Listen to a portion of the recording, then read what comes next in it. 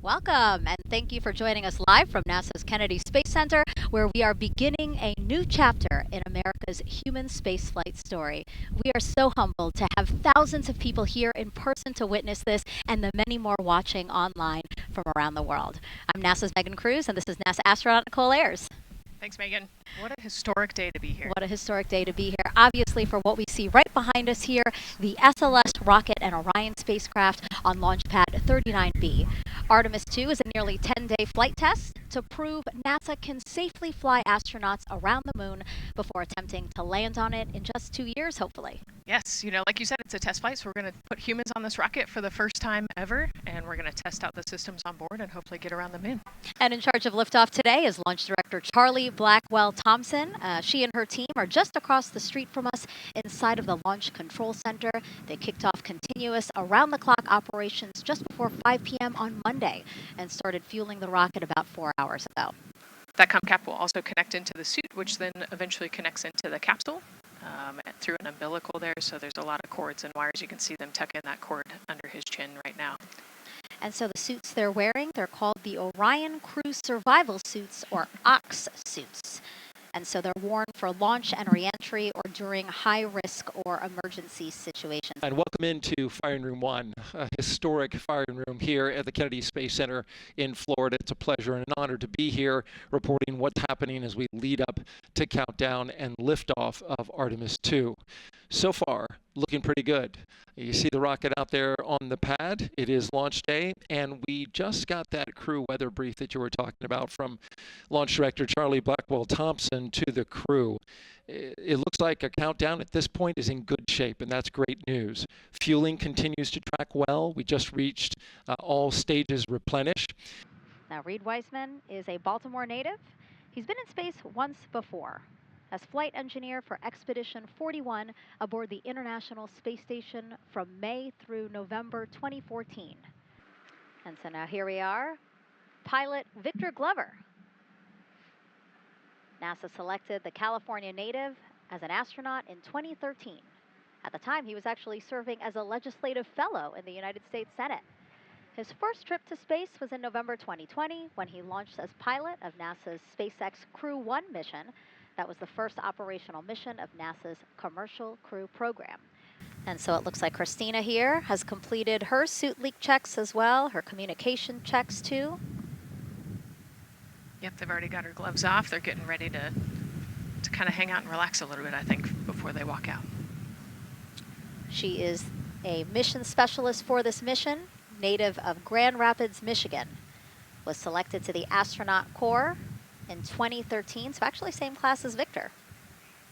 And last but not least, first-time flyer, Canadian Space Agency astronaut Jeremy Hansen will fly to the moon as a mission specialist on the Artemis 2 mission. The London, Ontario native was selected as an astronaut in 2009. After that, he worked as CATCOM at NASA's Mission Control Center in Houston. The team you see here in this room today has been training extensively to prepare for the highly dynamic phase of flight that begins shortly after engine ignition. Teams here will be monitoring the flight of the Space Launch System, Orion, and of course the Artemis 2 crew on board as they make their way from the Kennedy Space Center into Earth orbit. Yes, a pre-flight tradition that we have seen with our crewed flights and our astronauts, the card game, Nicole. Yeah, this is a fun time for the crew. Kind of relax a little bit, play a card game with the chief. You can see Scott Tingle there is the dealer today. Looks like they're playing high card wins. So Victor won. He's out. Now Jeremy's out. There are two schools of thought on this game. Either you want to get rid of all your bad luck or go out on a high note. So it looks like the crew chose we're going out on a high note. Now, the SLS, or the Space Launch System, very big, very powerful. It is going to be producing 8.8 million pounds of thrust at launch. And like I mentioned, very large, as you can see here, going to stand about 322 feet tall with Orion there on top, just a little bit taller than the Statue of Liberty. And here we are, the closeout crew in the White Room getting ready for the astronauts who have just left crew suit up and are now walking down a hallway to greet some family and friends downstairs. Commander Reed Weissman, pilot Victor Glover, mission specialist Christina Cook, and Jeremy Hansen. And here they are, NASA's Artemis 2 crew. Commander Reed Weissman, Pilot Victor Glover and mission specialist Christina Cook and Jeremy Hansen taking their first steps outside for their historic test flight. To a wonderful applause from the crowd. They're looking really excited Some and big really smiles. ready. I love that. It's a great day for us. It's a great day for this team. A few words from Reed. Great day for us, the team, he said. Thumbs up, more thumbs up.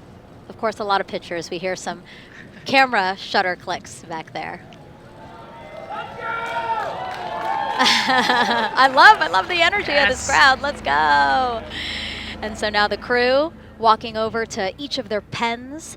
The first people closest to them, of course, their family members who got to quarantine with them, correct? Yes.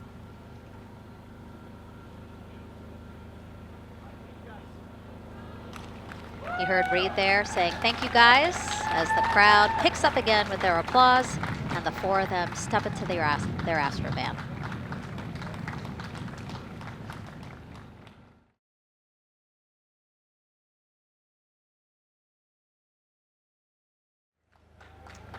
And there they go. And off they go. Reed, Victor, Christina, and Jeremy now on their way to Launchpad 39B, where they will fly to the moon, something no human has done in over 50 years.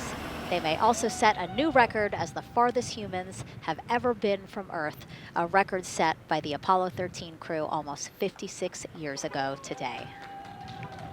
Yeah, you know, we talked about how tall this rocket is earlier. Wow. Look at that. Yeah, look at that point of view, yeah. And now we're watching the crew walk across the crew access arm, getting a beautiful view of Kennedy Space Center. From 274 feet. Woo. Nicole laughs because Nicole is also, like Reed, does not like heights. Do not like how open that crew access arm is. Oh, and he's already turned around and walking in. You can see Dre's protecting his helmet and his visor there from all that metal. Yeah. It's a tight squeeze, but they've done this a lot, so Reed's already all the way across the capsule. Yeah, that was fast. Impressive, Reed. Impressive. That's why you're the commander. Oh, a heart there from Jeremy again. Yep, Canada. Yeah. Canada is about to get into Orion.